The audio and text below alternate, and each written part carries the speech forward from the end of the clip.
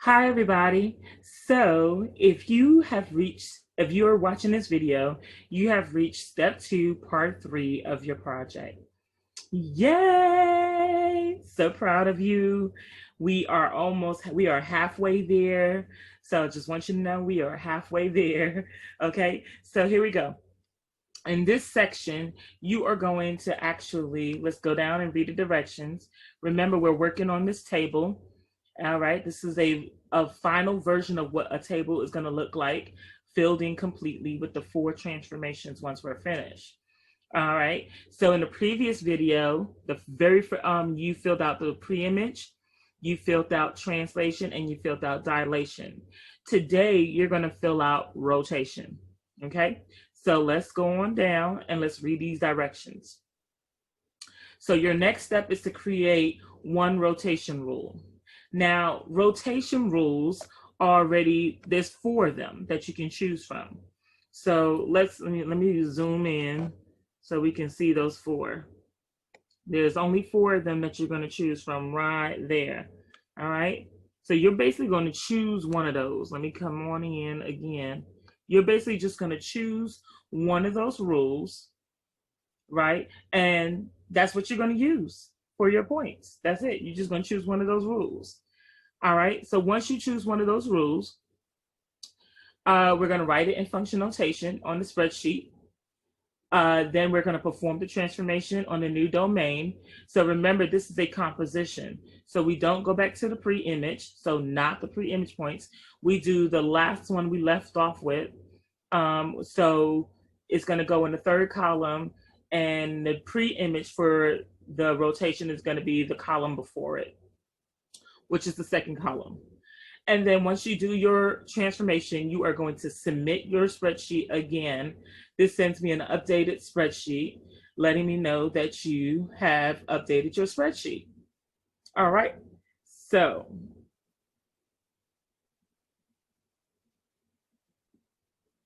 like I mentioned before, these are the rotation rules, and we're going to simply choose one of them.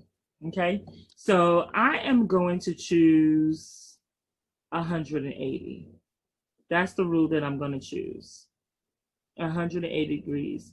So a rotation of 180 degrees, xy, is equal to negative x, negative y. This is the rule that I'm going to write on the top of my spreadsheet.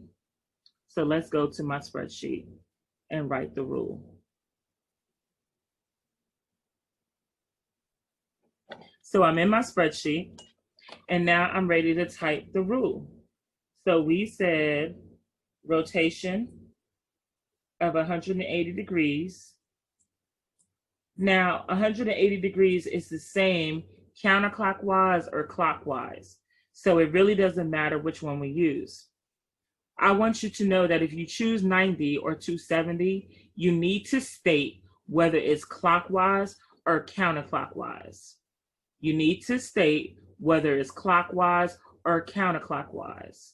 If you choose 180, it really doesn't matter because 180 is going to put you in the same position, whether it is clockwise or counterclockwise.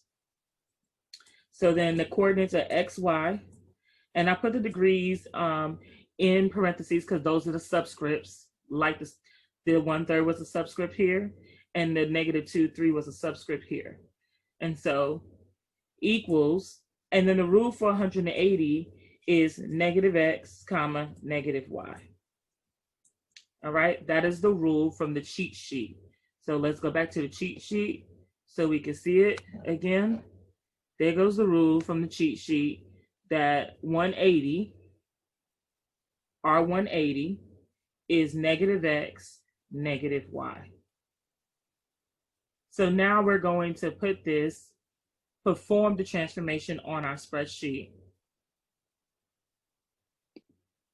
So now I'm back on the spreadsheet. And first I'm going to choose a color here to match what's going to happen in Desmos, right? So remember the colors in Desmos that we were able to use. One of them was red. So I'm going to make this red. Okay. And now I'm going to perform this rule on all of my points. And the points that are going to be my pre-image is the dilation here, because it's in the column before 180. All right. Some of you might have had translation here in this spot and your dilation first. If you did that, then your translation would be your pre-image here. Okay. The bottom line is I'm not going back to the beginning. This is a composition. Okay. So remember, a composition means that the pre-image for translation was the pre-image. The translation became the pre-image for dilation. And now dilation is going to become the pre-image for the rotation. All right, so now to apply the rule. This negative right here means to negate, right? It means to do the opposite sign. So if it's a positive number, it's going to become negative. If it's a negative number, it's going to become positive. The same thing for the y. It means to negate, to become the opposite, right? So in this part, I'm going to show you how to do the math for applying the rotation of 180 degrees. All right, so let's talk about what the rule means first, okay? So this means, this negative here means to negate. Another word is opposite, right? Another way to think of it is to, so there's a couple of different ways. So that's one way, that's one way. Another way to think about it is to multiply by -1. Multiply by -1. If you notice, both the x and the y has a negative on it. So that means to multiply by -1. We said we're going to do the math for the points, and we're going to apply this rule.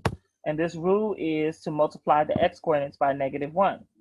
So -1.83, and I'm going to multiply it by -1.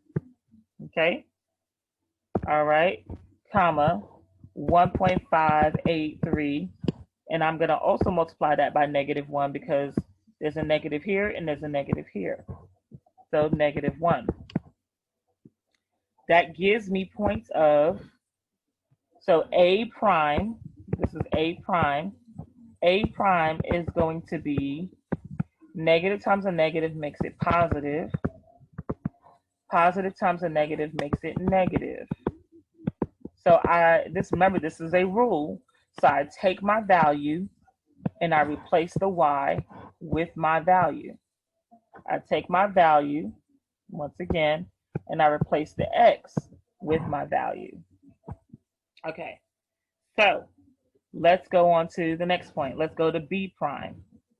So this is my first new point. Let's go to B prime. So B prime is going to be -2.25 times -1. And 1 times -1. Remember, when I apply the rule, I got to apply it to every point. Every single point. So negative times negative is positive. So that's going to be a positive 2.25. Positive times negative is negative. So that's going to be a -1. So my new B prime is 2.25 -1. So that's how you apply the math for the points. Now I'm going to put those points in the table, and I'm going to go ahead and complete the rest of my table. All right, now my table is complete. So now I'm going to copy and paste this part of the table into Desmos. So let's go to Desmos. As you can see, I already have my project opened, okay? I'm going to scroll down, and I am going to paste the table into a new one. And once again, I got lucky because this is red, just as it is in my spreadsheet, okay? And now I'm going to go to the gear. And remember, the gear is where we go ahead and we either change the color or connect the dots. So in this case, I'm going to connect my dots. And look at that. It was rotated, y'all. It's rotated 180 degrees. You can see it. I love when this happens. Okay, So it's been rotated and now you can see it, right? And so now we need to go do the math to prove the properties of rotation. Remember, don't forget to save, otherwise you'll have to do it again. And you know that is not what we want to do. So save.